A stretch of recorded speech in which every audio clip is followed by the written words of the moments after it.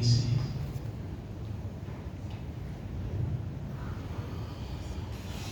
اعوذ باللہ من الشیطان الرجیم. بسم اللہ الرحمن الرحیم.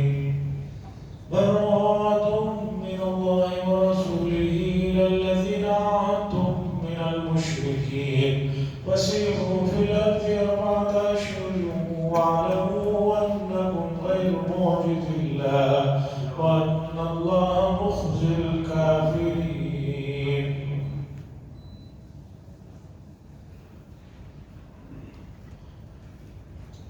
عزیزان محترم، قرآن مجید کا 1/3 حصہ مکمل ہو چکا ہے. 10 پارے مکمل ہو چکے ہیں، یعنی کہ 1/3 جو ہے قرآن کا حصہ سن چکے ہیں. مسئلہ یہ ہے کہ ہر روز اتنی آیتیں، اتنے مضامین گزر رہے ہیں، کون سی آیت کو لیا جائے، کون سی آیت کو چھوڑا جائے، بڑا مسئلہ ہے. عرب کے ایک ذہین خاتون سے کسی نے پوچھا تھا کہ تمہارے 4 بیٹے ہیں، اس میں سے کون سا بیٹا تمہارے نزدیک پسندیدہ ہے، اچھا ہے؟ تو اس نے ایک مثال دی. اس نے کہا ہم کحلقۃ المفروغہ لا یدری این ترفعها. ہاتھ میں پہننے کا جو کڑا ہوتا ہے وہ 2 طرح کے ہوتے ہیں. ایک کڑا وہ ہوتا ہے کہ ایک لمبی سی چیز کو لے کر یوں کر دیا جاتا ہے، اس میں معلوم رہتا ہے کہ یہاں یہ آ کر رکا ہوا ہے. اور یہ کڑا ہوتا ہے کہ کوئی سانچہ بنا کر اس کے اندر جو بھی چیز ہے اسے پگھلا کر ڈال دی گئی، اب وہ بمڑی کی شکل میں نکلتا ہے. تو اب جو بمڑی کی شکل میں کڑا ہے، اب ہم نہیں کہہ سکتے کڑے کی ابتدا یہاں سے ہو رہی ہے، کہاں سے ہو رہی ہے ہم نہیں کہہ سکتے. لیکن ایک کڑا ہوتا ہے کہ ایک لمبی سی جو ہے لوہے کی لکیر ہے، اسے لے کر یوں کر دیا تو یہاں اس کا جو ہے معلوم ہو رہا ہے کہ یہاں سے شروع ہو رہا ہے، یہاں ختم ہو رہا ہے. لیکن ایک ہے جو پگھلا کر کسی سانچے میں ڈال دیا گیا، تو اب ہم نہیں کہہ سکتے بمڑی میں یا اس کڑے میں کہ اس کی ابتدا یہاں ہے، اس کی انتہا یہاں ہے. اس ذہین عورت نے کہا میرے بچوں کا معاملہ بھی ایسے ہی ہے، میں نہیں کہہ سکتی کون خراب ہے کون اچھا ہے، سب کے سب جو ہے بہت اچھے ہیں. اسی طرح قرآن مجید کی ہر آیت اپنے اندر بے شمار مضامین کو لیے ہوئے ہے، ہر مضمون اپنی جگہ عمدہ ہے، بے مثال ہے، ہر چیز جو ہے سمجھنے کے قابل ہے. خیر، آج کی جو گفتگو ہے میں چاہتا ہوں ذرا توجہ چاہتا ہوں، اس لیے کہ میں نے سورہ توبہ کی، سورہ برات کی 2 آیتیں پڑھی ہیں. کچھ علمی چیزیں بھی میں سمجھانا چاہتا ہوں تاکہ قرآن سے آپ کو جڑے رہیں اور قرآن کے مضامین کو سمجھنے میں آسانی ہو. سب سے پہلی بات تو یہ ہے کہ میں نے اعوذ باللہ بھی پڑھا، بسم اللہ بھی پڑھا، اس کے بعد سورہ برات کی 2 آیتیں پڑھی.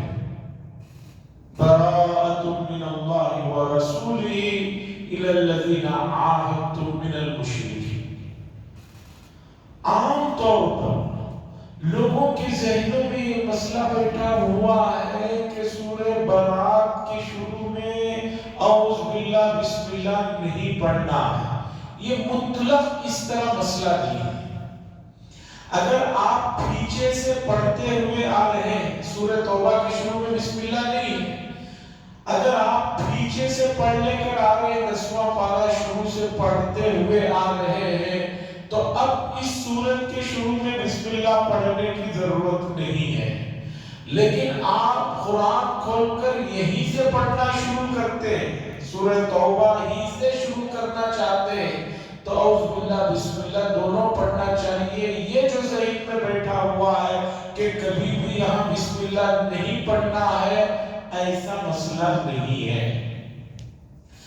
دوسری بات، سورہ توبہ بڑی اہم سورت ہے.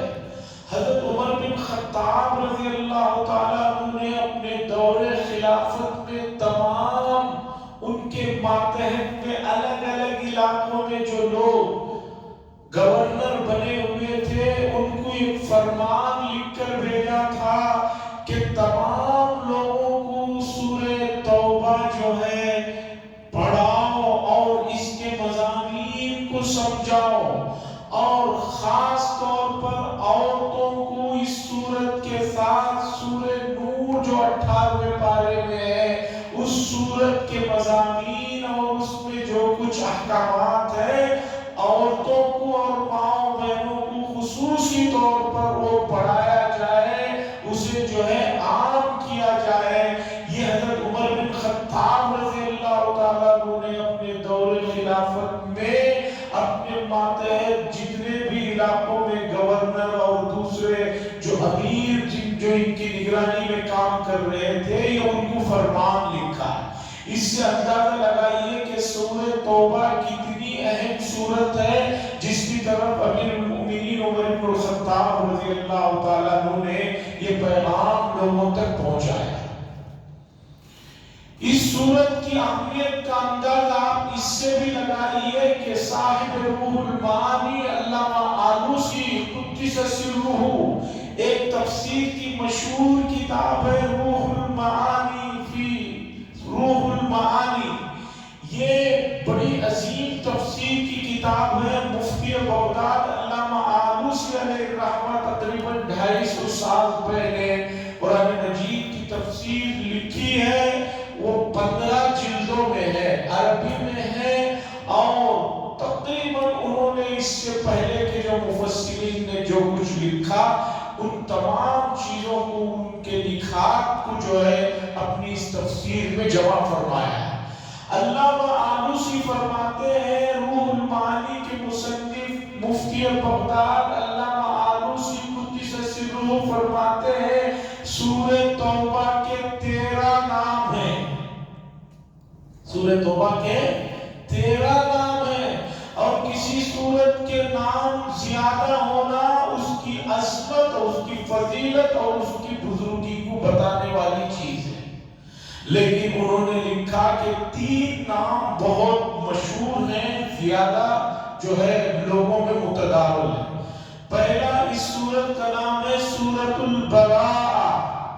سورۃ البراءہ لفظ ہی شروع ہوتا ہے براءۃ من اللہ.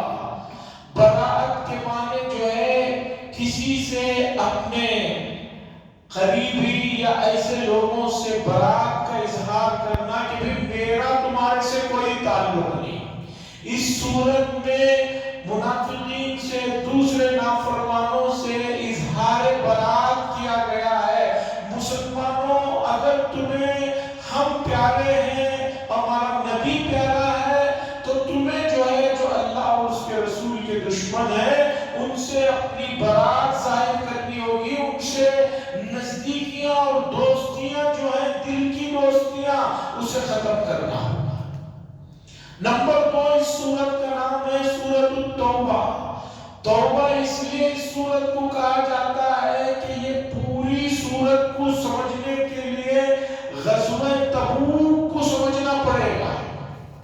رسول اللہ صلی اللہ علیہ وسلم کی زندگی کا جو سب سے آخری غزوہ ہے جس میں رسول اللہ صلی اللہ علیہ وسلم نے بذات خود شرکت فرمائی ہے، فتح مکہ کے بعد 9ویں ہجری میں، نبوت کے 9ویں ہجری میں جو حضور صلی اللہ علیہ وسلم نے جس جنگ میں شرکت فرمائی ہے وہ ہے تبوک. غزوہ تبوک کہلایا جاتا ہے. مدینے سے 700 کلومیٹر کی دوری پر ایک مقام ہے، اس کا نام تبوک ہے. رسول اللہ صلی اللہ علیہ وسلم کو پتا چلا کہ اس وقت کی سپر پاور طاقت رومن امپائر جو ہے 1,00,000 سے زیادہ فوجیوں کے ساتھ مدینہ منورہ پر حملہ کرنے والے ہیں. جب رسول رسول اللہ صلی اللہ علیہ وسلم کو یہ بات پتا چلی تو آپ نے 30,000 صحابہ کو لے کر جو ہے غزوہ تبوک کے لیے مقام تبوک کے لیے روانہ ہوئے۔ اس وقت کی سب سے سپر پاور طاقت رومن امپائر، 1,00,000 فوجی اور ان کے پاس جنگ لڑنے کے اس زمانے کے بہت ہی نرالے انداز، ایک تو ہاتھیوں کا بہت بڑا ان کے پاس جنگ غفیر، دوسرا ان کے ہاں لڑائی لڑتے ہوئے سپاہی آپس میں ایک دوسرے کو چینوں سے باندھ لیا کرتے تھے تاکہ کوئی سپاہی جنگ میں پیچھے نہ بھاگ جائے، مل کر پورے لڑے۔ ایسی سپر پاور طاقت کے ساتھ رسول اللہ صلی اللہ علیہ وسلم مدینہ منورہ سے نکلتے ہیں، اور وہ زمانہ ہے جو بہت شدید گرمی کا زمانہ ہے، اور وہ زمانہ ہے جس میں مدینہ منورہ میں کھجور پک کر جو ہے فصل تیار کھڑی ہے، اور یہی فصل پورے مدینے کے لوگوں کے لیے سال بھر کا ان کا جو ہے روزی روٹی کا جو انتظام تھا وہ انہی کھجوروں پر تھا۔ تو اس غزوے میں جو لوگ پکے مومن تھے وہ چلے گئے، جو منافق تھے وہ آ کر رسول اللہ صلی اللہ علیہ وسلم سے کہا، اے رسول اللہ میں بیمار ہوں، گھر میں عورتیں بیمار ہیں، بڑے مسائل ہیں، یہ ہے وہ ہے۔ اللہ نے رسول اللہ صلی اللہ علیہ وسلم سے کہہ دیا جو آ کر اجازت مانگے دے دو۔ اس زمانے میں 3 مخلص صحابہ تھے جنہوں نے جو ہے اس جنگ میں شرکت نہیں کی، یہاں تک کہ رومن امپائر کے خلاف جب حضور صلی اللہ علیہ وسلم 30,000 صحابہ کے ساتھ پہنچے تو رومن امپائر جو ہے لرز اٹھی اور وہ جنگ کو ہی نہیں آئے، یعنی رسول اللہ صلی اللہ علیہ وسلم فاتح بن کر واپس مدینہ آئے۔ تو واپس آتے منافقین آتے گئے، آ کر قسمیں کھاتے گئے، روتے گئے، یہ تھا مسئلہ وہ تھا، یہاں تک کہ 3 صحابہ تھے جن کا نام ہے کعب بن مالک، مرارہ ابن ربیع اور ایک صحابی ہے ہلال ابن امیہ۔ ان تینوں حضرات نے آ کر رسول اللہ صلی اللہ علیہ وسلم سے کہا ہمارے پاس کوئی عذر نہیں، ہم صرف آج کل کے بہانے میں جنگ کو نہیں پہنچ سکے، ہم چاہیں تو جھوٹ بول کر بچ سکتے ہیں لیکن ہم آپ کے سامنے جھوٹ نہیں بولنا چاہتے۔ تو حضور صلی اللہ علیہ وسلم نے ان تینوں حضرات کو یہ کہا کہ جب تم نے سچ بولا ہے تو اللہ کی طرف سے جو حکم آئے گا وہ ہوگا، تب تک تم لوگ ہمارے قریب مت ہو۔ ان 3 حضرات کی صحابہ کی جو کیفیت 50 دن تک رہی، قرآن نے کہا وَعَلَى الثَّلَاثَةِ الَّذِينَ خُلِّفُوا حَتَّى إِذَا ضَاقَتْ عَلَيْهِمُ الْأَرْضُ بِمَا رَحُبَتْ وَضَاقَتْ عَلَيْهِمْ أَنفُسُهُمْ۔ اتنی بڑی زمین ہونے کے باوجود ان 3 لوگوں کے لیے زمین تنگ ہو گئی تھی، کوئی مدینہ منورہ میں ان سے بات کرنے کے لیے راضی نہیں تھا، سلام کرو کوئی جواب دینے کے لیے راضی نہیں تھا۔ یہ تینوں حضرات ادھر ادھر بھٹکتے، مسجد نبوی میں آتے، حضور صلی اللہ علیہ وسلم کو جھک کر سلام کرتے، کبھی ادھر سے سلام کرتے، حضور کے قریب کھڑ کر نماز پڑھتے کہ حضور ایک نیلا دیکھ لیں، لیکن حضور صلی اللہ علیہ وسلم جو ہے کن آنکھوں سے دیکھ لیتے تھے۔ یہ تینوں حضرات پریشان تھے، یہاں تک کہ 50 دن کے بعد اللہ تبارک و تعالیٰ نے ان کی توبہ کو قبول فرمائی اور آسمان سے قرآن مجید میں آیت نازل فرمائی، ان لوگوں نے جو توبہ کی ہے یہ خالص ہے، مخلص ہے، ان کی توبہ کو قبول کی جاتی ہے۔ تو ان کی توبہ کا جو واقعہ ہے وہ اس میں خاص طور پر ذکر کیا گیا ہے، اس لیے اس سورت کا دوسرا نام ہے سورت التوبہ۔ تیسرا مشہور نام اس سورت کا ہے سورت الفاتحہ۔ فاتحہ کے معنی ہے کہ اس سورت میں اللہ تبارک و تعالیٰ نے منافقین جو جھوٹ بول بول کر رسول اللہ صلی اللہ علیہ وسلم کے سامنے اچھے بنے ہوئے تھے، ان تمام کی پول کھول دی گئی، ان کی فضیحت ہو گئی، ان کی شرمندگی ہو گئی۔ تو اس وجہ سے اس سورت کا نام سورت الفاتحہ بھی ہے۔ تو 13 ناموں میں سے 3 نام مشہور ہیں، یہ 3 نام کیوں مشہور ہیں اس کی وجہ مختصر میں نے رکھی۔ اب آئیے، میں نے اعوذ باللہ بھی پڑھا، بسم اللہ بھی پڑھا۔ عام طور پر بہت سے قرآن مجیدوں میں سورہ توبہ کے پاس اس طرف قرآن میں ایسا لکھا ہوا ہے، اس طرف لکیر میں ایک دعا لکھی ہے، اعوذ باللہ من غضبہ وشر عقابہ الجبار العزت للہ ولرسولہ وللمؤمنین۔ بہت سارے حضرات سورہ توبہ پڑھنے سے پہلے وہ دعا پڑھنا ضروری سمجھتے ہیں، وہ کوئی دعا حدیث سے ثابت نہیں ہے۔ اب آئیے کہ قرآن مجید کی سورت میں بسم اللہ الرحمن الرحیم کیوں نہیں لکھا ہوا ہے، اس مسئلے کو سمجھتے ہیں، اور میں چاہتا ہوں ذرا توجہ سے سنیں۔ نہیں اگر کسی وجہ سے سمجھ میں آئی تو بیان تو ریکارڈ ہوتا ہے، بعد میں بھی 2-3 مرتبہ سمجھے، چونکہ بہت مختصر الفاظ میں سمجھانا چاہتا ہوں۔ قرآن مجید میں جو 114 سورتیں ہیں، ان 114 سورتوں کو 4 کیٹیگری میں تقسیم کیا گیا ہے۔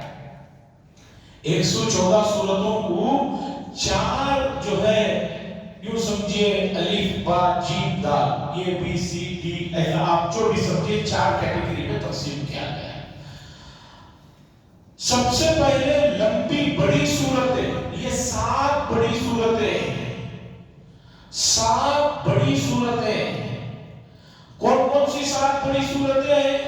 سورہ بقرہ، اس کے بعد آل عمران، اس کے بعد سورہ نساء، اس کے بعد سورہ مائدہ، اس کے بعد سورہ انعام۔ سورہ انعام ہے، یہ بھی بڑی سورتوں میں۔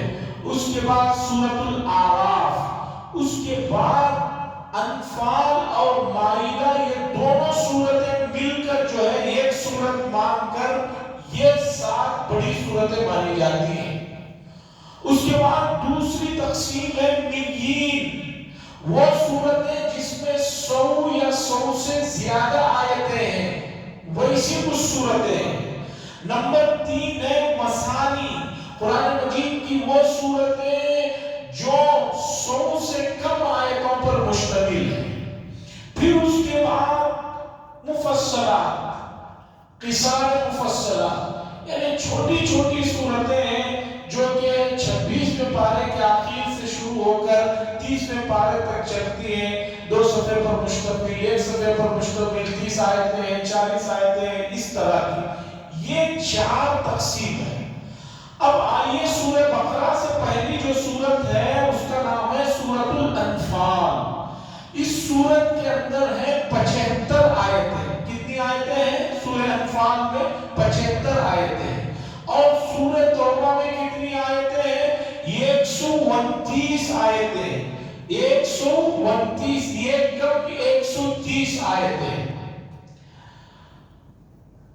حضرت عبداللہ ابن عباس رضی اللہ تعالیٰ عنہ نے حضرت عثمان بن عفان رضی اللہ تعالیٰ عنہ سے آ کر پوچھا، یا امیر المومنین، آپ نے قرآن مصحف کو جو ترتیب دیا ہے، کیا بات ہے کہ انفال سورت کو آپ نے سورہ توبہ سے پہلے رکھا؟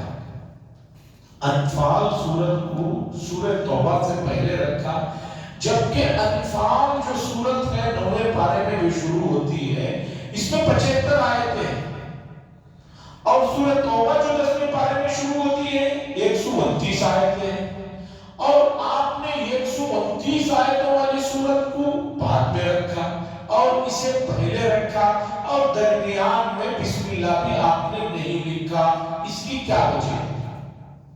یہ سوال کون کرتے ہیں؟ حضرت عبداللہ ابن عباس رضی اللہ تعالیٰ عنہ۔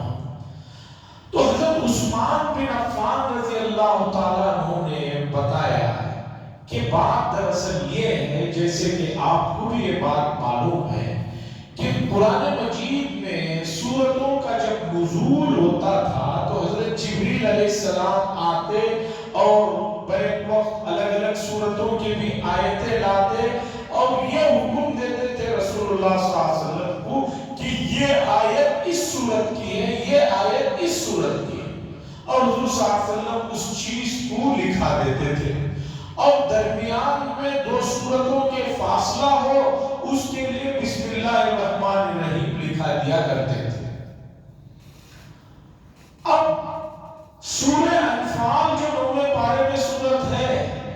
مدینہ منورہ کے ابتدائی زمانے میں نازل ہوئی. بدر کی جب لڑائی چل رہی تھی جہاں فرشتوں کے نازل ہونے کا ذکر ہے، یہ وہ زمانے کی صورت ہے. اور سورۃ توبہ یہ وہ زمانے کی صورت ہے جو رسول اللہ صلی اللہ علیہ وسلم کا آخری زمانہ ہے. سن 9 ہجری تبوک کا پورا واقعہ اس میں ذکر کیا گیا ہے. حضرت عثمان بن عفان رضی اللہ تعالیٰ عنہ نے بتایا کہ حضور صلی اللہ علیہ وسلم جب بھی کوئی آیت نازل ہوتی تو بتاتے کہ بھئی یہ آیت فلاں سورت کی ہے، اسے فلاں سورت میں رکھو. 2-3 دن پہلے میں نے ایک سوال کیا تھا کہ الیوم اکملت لکم جب آخری آیت ہے تو یہ 6ویں پارے میں کیوں ہے؟ یہ سوال میں نے کیا تھا. اس کا جواب یہ ہے کہ رسول اللہ صلی اللہ علیہ وسلم نے حضرت جبریل آ کر جب اللہ کی طرف سے بتاتے تو آپ پھر صحابہ کہتے کہ اس آیت کو فلاں جگہ رکھو. تو اس آیت کو وہاں رکھنے کا سورہ مائدہ میں حضرت جبریل امین نے بتایا تو رسول اللہ صلی اللہ علیہ وسلم نے اسے وہاں رکھا. اب یہ سوال کہ اس صورت میں کیوں رکھا، اسی صورت میں کیوں یہ آیت کو رکھا، اس کیوں کے جواب میں جو ہے بات شروع ہوگی تو بہت لمبی ہوگی. بھئی اللہ کی مرضی، اللہ جس آیت کو جس صورت میں رکھنا چاہے اس کا حکم دیتے ہیں، اسے وہاں رکھا جاتا ہے. چونکہ یہ سورت المائدہ اس زمانے کی صورت ہے خاص طور پر جس میں یہود و نصارہ سے بات چیت چل رہی ہے، معاملات ہو رہے ہیں. تو یہود یہ سمجھتے تھے کہ قیامت تک ہمارا ہی دین ہے، ہم ہی یہ ہیں، تو اس لیے اس زمانے کی صورت میں اس آیت کو شاید رکھنے کا حکم دیا گیا. تو حضرت عثمان فرماتے ہیں کہ بات دراصل یہ ہے کہ حضور صلی اللہ علیہ وسلم جیسے کہتے تھے ویسا رکھا جاتا تھا، لیکن ان 2 صورتوں کے بارے میں رسول اللہ صلی اللہ علیہ وسلم بسم اللہ کے سلسلے میں اور مضامین چونکہ دونوں کے ایک ہی طرح کے ہیں.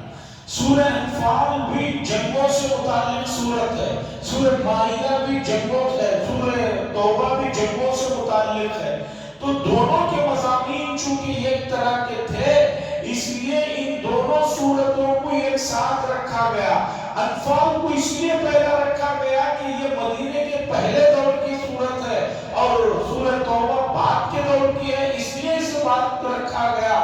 اور درمیان میں بسم اللہ اس لیے نہیں لکھا گیا تاکہ یہ معلوم ہو کہ یہ 2 صورتیں مضمون کے ایک اعتبار سے ایک ہیں، لیکن ہو سکتا ہے کہ یہ 2 الگ الگ صورتیں ہوں. اس لیے ہم نے اس کو اس ترتیب سے صحابہ کے مشورے سے رکھا. چونکہ اس سلسلے میں رسول اللہ صلی اللہ علیہ وسلم کی واضح ہدایت نہیں تھی تو صحابہ کے مشورے سے اور ان کے اس سے جو ہے ان دونوں صورتوں کو اس طرح رکھا گیا. چونکہ مضامین دونوں کے ایک ہی طرح کے ہیں اس لیے درمیان میں بسم اللہ نہیں رکھا گیا.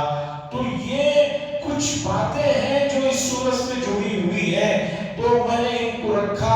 اب اس سورت میں سورہ توبہ کے اندر بے شمار چیزوں کو اللہ تبارک و تعالیٰ نے ذکر فرمایا ہے. خاص طور پر مدینہ منورہ کے ایک صاحب کا قصہ ہے، اس قصے کو میں سنانا چاہتا ہوں. وہ قصہ یہ ہے کہ ایک منافق ٹائپ کے آدمی آئے، انہوں نے آ کر رسول اللہ صلی اللہ علیہ وسلم سے کہا آپ دعا کر دیجئے میں بہت مالدار بن جاؤں. حضور صلی اللہ علیہ وسلم نے فرمایا کہ بھئی بہت مالدار بنو گے پھر معاملات حقوق بڑھ جائیں گے، ادا نہیں کر سکو گے، اس لیے جس حالت میں ہے اسی میں رہو. پھر چند دن کے بعد وہ صاحب آئے، آ کر کہنے لگے نہیں آپ دعا کر دیجئے اللہ مجھے بہت مال دے دے. حضور صلی اللہ علیہ وسلم نے فرمایا کہ بھئی میں چاہوں تو پورا مدینہ منورہ کے پہاڑ سونا بن کر میرے پیچھے پھرتے رہے، میں یہ نہیں چاہ رہا ہوں اور وہی چیز تمہارے لیے بھی پسند کر رہا ہوں. نبی صاحب چلے پھر آئے، پھر ضد کیے، یہاں تک کہ اللہ کے نبی صلی اللہ علیہ وسلم نے دعا کی تو اب ان کے یہاں مال کی فراوانی شروع ہوئی. تو سب سے پہلے بکریاں تھی، اتنی بکریاں بڑھ گئی اب ان کے غلے اناج کے لیے ان کو مدینہ منورہ چھوڑ کر ذرا باہر جانا پڑا. ابھی مدینے سے باہر چلے گئے. اب جب مدینے سے باہر چلے گئے تو اب روزانہ صرف 2 نمازوں میں یہ مدینہ منورہ مسجد نبوی میں آتے تھے، اور مال بڑا تو اور وہاں سے دور چلے گئے، اتنی دور چلے گئے کہ اب روزانہ مسجد نبوی کو آنے کی حاجت نوبت نہیں آ رہی تھی، صرف جمعہ کی نماز کو آتے تھے۔ پھر مال اتنا بڑا، بکریاں اتنی بڑی کہ وہ علاقہ بھی ناکافی ہوا تو اور دور چلے گئے، تو اب جو جمعہ کی نماز بھی پڑھنے آتے تھے وہ جمعہ کی نماز بھی مدینہ منورہ میں رسول اللہ صلی اللہ علیہ وسلم کے پیچھے ان کی جو ہے ختم ہو گئی۔ یہاں تک کہ رسول اللہ صلی اللہ علیہ وسلم نے ایک موقع پر زکوٰۃ نکالنے کے لیے جو عاملین ہوتے تھے ان کے ہاتھ جو زکوٰۃ کی ترتیب ہے، کتنی بکریوں پر کیا زکوٰۃ واجب ہوتی ہے، کتنے اونٹ پر کیا زکوٰۃ واجب ہے، یہ شریعت میں نظام ہے۔ جس طرح مال کا نظام ہے اسی طرح جانوروں کا نظام ہے۔ ایک صحابی کو ان کے پاس بھیجا، وہ صحابی گئے، جا کر حضور صلی اللہ علیہ وسلم کا پیغام دیا کہ بھئی یہ چارٹ ہے، اس حساب سے تمہارے پاس جو بکریاں ہیں اس کی زکوٰۃ نکال۔ وہ صاحب لیا، دیکھا، دیکھ کر کہنے لگے اچھا یہ تو ٹیکس ہو گیا، یہ تو ٹیکس ہو گیا۔ انہوں نے کہا، وہ صاحب نے کہا صحابی کو آپ ایسا کریں دوسری جگہ ہو کر آئیے، میں دیتا ہوں۔ جیسے رہتا ہے بہت سارے لوگ کہتے ہیں ٹھیک ہے انشاءاللہ دے دیں گے، پینڈنگ، معاملے کو پینڈنگ میں ڈال دیتے ہیں، بھئی پینڈنگ ہے معاملہ۔ پھر وہ صحابی گئے، پھر واپس آئے، آ کر چارٹ دکھایا، دکھا کر جو ہے یہ کہا، تو انہوں نے کہا یہ تو بہت بڑا ٹیکس ہو گیا ہے، میں نے اتنی محنت سے مال بنایا، حالانکہ مال ملا تھا حضور صلی اللہ علیہ وسلم کی دعا سے، اب دینے سے انکار کر دیا۔ تو وہ صحابی حضور صلی اللہ علیہ وسلم کے دربار میں آئے، حضور صلی اللہ علیہ وسلم کے پاس آ کر ابھی رپورٹ بھی نہیں دی تھی ان کی حرکت کی، رسول اللہ صلی اللہ علیہ وسلم نے فرمایا وَيْحَ صَاحِبَ، تمہارا ناس ہو، بہت افسوس ہے تم پر۔ حضور صلی اللہ علیہ وسلم نے فرمایا، وہی کے ذریعے سے بات ہوئی۔ اس کے بعد آیت نازل ہوئی، وَمِنْهُمْ مَنْ آتَاهُ اللَّهُ لَئِنْ آتَانَا مِنْ فَضْلِهِ لَنَصَّدَّقَنَّ وَلَنَكُونَنَّ مِنَ الصَّالِحِينَ۔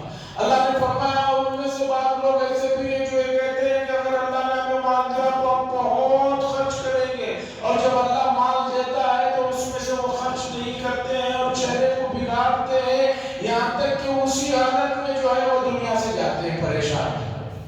یہ آیت جب نازل ہوئی تو سب لوگ جو ہے ان کے رشتہ دار جا کر ان صاحب کو بتایا کہ بھئی تمہارے بارے میں آیت نازل ہوئی، تم نے یہ کیا یہ کر دیا۔ تو وہ صاحب وہاں سے بھاگے بھاگے آئے، آ کر رسول اللہ صلی اللہ علیہ وسلم کی خدمت میں کہا کہ میں اپنا مال لے کر آیا ہوں، قبول فرما لیجئے زکوٰۃ کا۔ حضور صلی اللہ علیہ وسلم نے فرمایا ہمیں نہیں چاہیے تمہارا مال، تم یہاں سے چلے جاؤ۔ چونکہ قرآن نے بتایا کہ وہ جو لے کر آیا ہوا ہے مال، وہ نفاق کے ساتھ آیا ہوا ہے، خوش دلی کے ساتھ نہیں آیا۔ اور یاد رکھ لیجئے اللہ کے نبی صلی اللہ علیہ وسلم نے فرمایا کوئی بھی معاملہ ہو فَتِيمُوا بِهَا نَفْسًا، اللہ کے راستے میں کچھ بھی کام کرو تو خوش دلی کے ساتھ کرو، زور زبردستی کا قصہ نہیں ہے۔ ایک آدمی زکوٰۃ دے رہا ہے یہ سوچ کر کہ میں نہیں دوں گا تو لوگ کچھ کہیں گے، بھئی تمہیں لوگوں سے کیا مطلب ہے؟ صدقہ کر رہا ہے یہ سوچ کر نہیں کروں گا تو لوگ کیا کہیں گے؟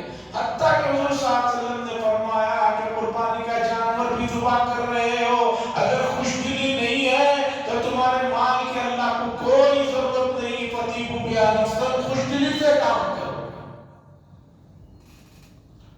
یہاں تک کہ وہ آدمی روتا پلاتا چلا گیا۔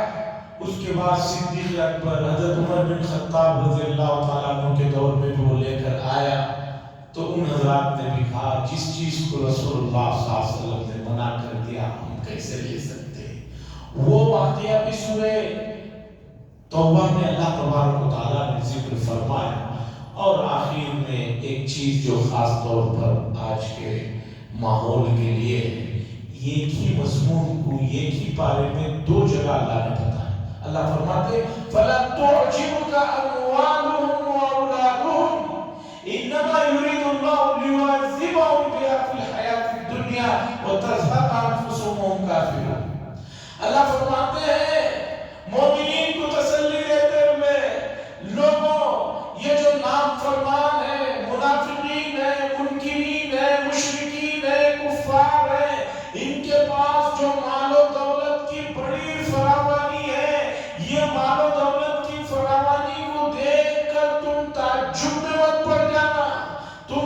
حسرت میں مت آ جانا.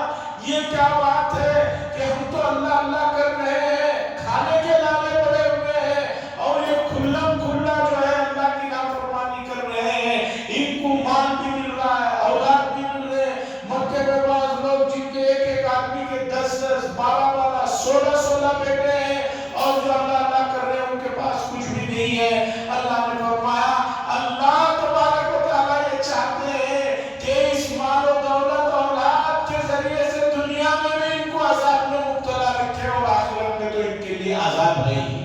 اس لیے کہ جب اتنا مال و دولت اتنی ساری چیزیں آ جائیں گی تو آدمی ہر وقت اسی میں مشغول رہے گا, اسے اللہ کی طرف توجہ نہیں ہوگی. یہاں بھی پریشانی میں رہے گا اور جان بھی اسی پریشانی میں نکلے گی, اور آخرت میں جو ہے یہ ہوگا.